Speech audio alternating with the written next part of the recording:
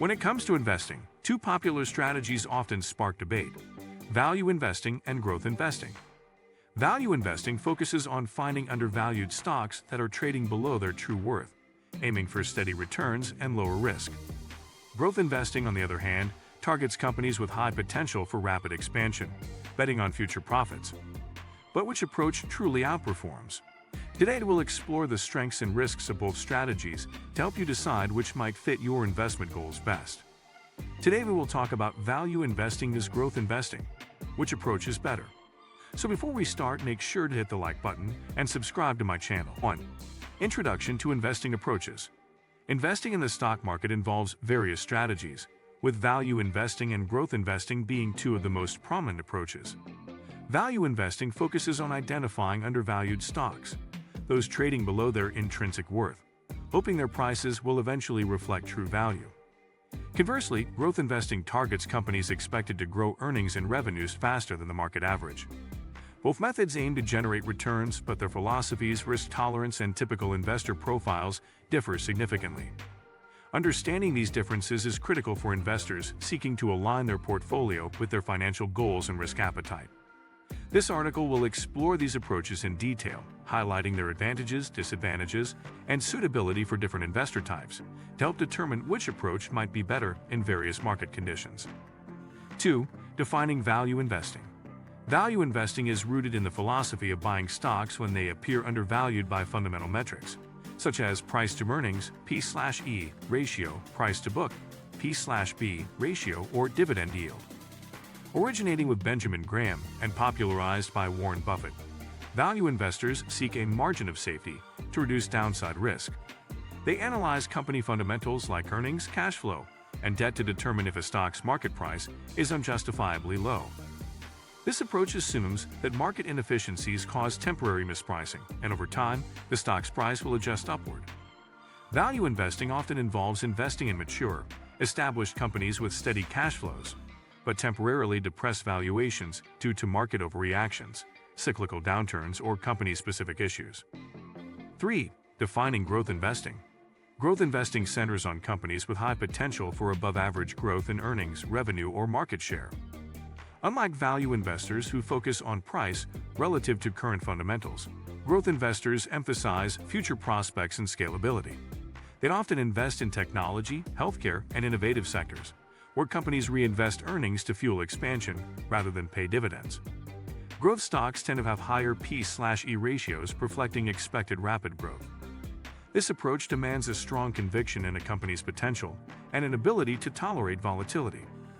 Growth investing is typically favored by investors with longer time horizons who can endure short-term price fluctuations, betting on substantial capital appreciation over time.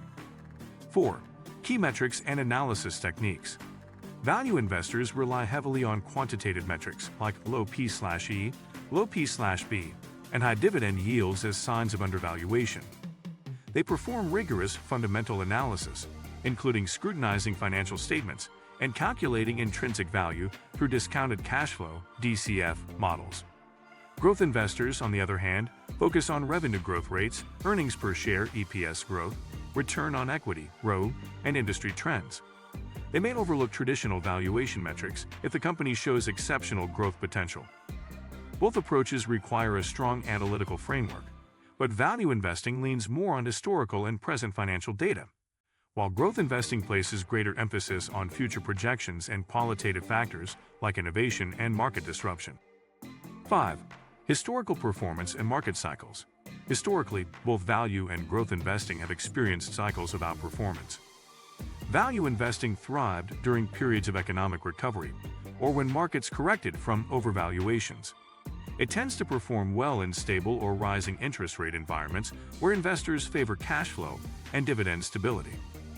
Growth investing has outpaced value during bull markets driven by technological innovation and low interest rates that favor capital-intensive high-growth companies. However, growth stocks are more susceptible to valuation corrections and market sell-offs during economic uncertainty. Long-term data shows periods where either strategy outperforms, underscoring the importance of diversification and timing in investing. 6. Risk profiles and volatility. Value investing generally offers a lower risk profile because it targets companies with stable fundamentals and a margin of safety. These stocks often have established business models, steady dividends, and less price volatility. Growth investing is riskier, as it involves betting on future outcomes that may not materialize, leading to higher price swings. Growth stocks may be overvalued during hype cycles, increasing the potential for sharp declines. Investors need to assess their risk tolerance carefully. Conservative investors might prefer value stocks, while aggressive investors may seek growth opportunities despite volatility. Understanding personal financial goals and market conditions is essential before committing to either strategy. 7. Income generation vs. capital appreciation. Value investing often aligns with income-focused investors due to dividends paid by many value stocks, providing a steady income stream. This makes it attractive for retirees or those seeking predictable cash flows. Growth investing generally prioritizes capital appreciation over income, as many growth companies reinvest earnings rather than distribute dividends.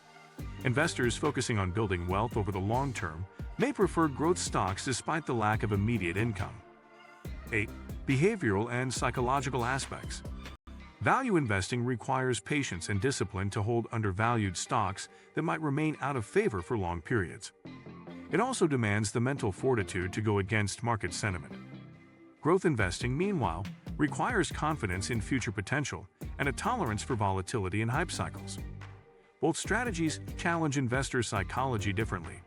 Value investors risk missing out on hot trends, while growth investors risk chasing bubbles. 9. Which approach is better? There is no universally better investing approach. It depends on individual goals, risk tolerance, and market conditions.